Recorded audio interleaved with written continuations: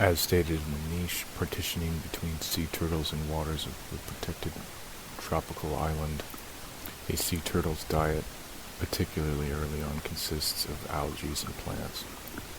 Thus, its ability to stabilize itself in the water and feed off of the rocks on the bottom is of critical importance. Which brings us to my hypothesis that the turtle's neck, the flexibility in its neck is of critical importance in its compensation against the movement of the ocean in order to feed. So as referenced in the ontogenetic shifts in diet and habitat of juvenile green sea turtles in the northwestern Gulf of Mexico, and relating to the hypothesis that of mine that states that the turtles who are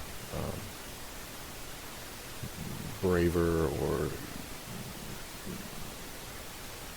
better suited or braver to venture close to humans have a larger habitat and a larger territory to gather resources. This particularly plays a larger part in the juvenile sea turtles, as stated in the paper that I referenced just a moment ago.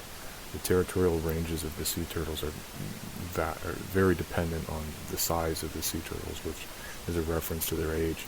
The younger turtles don't have the ability to venture out further into the sea because they're vulnerable in their size, and so they have to keep more to the shallow waters, which goes back into how far they can venture. As referenced in Feeding Ecology of Green Sea Turtles, the paper I referenced, and one of my hypotheses, the green sea turtles have likely developed a resiliency to pollutants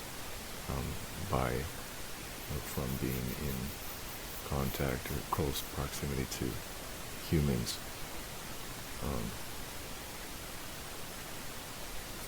And as you see in these pictures, these creatures are in close proximity to plastics and people.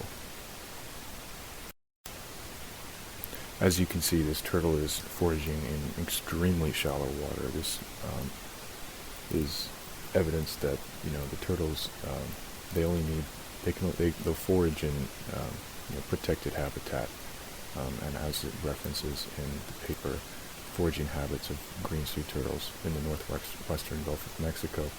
The turtles will stick to the waters that they're the most protected, and they'll stick to the shallows.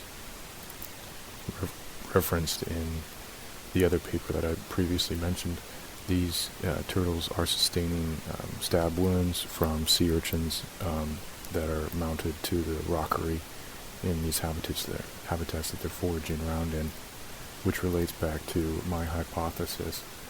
The rough environment of the sea turtles, the environment selects for the turtles with hard shells and their ability to stabilize themselves in the water.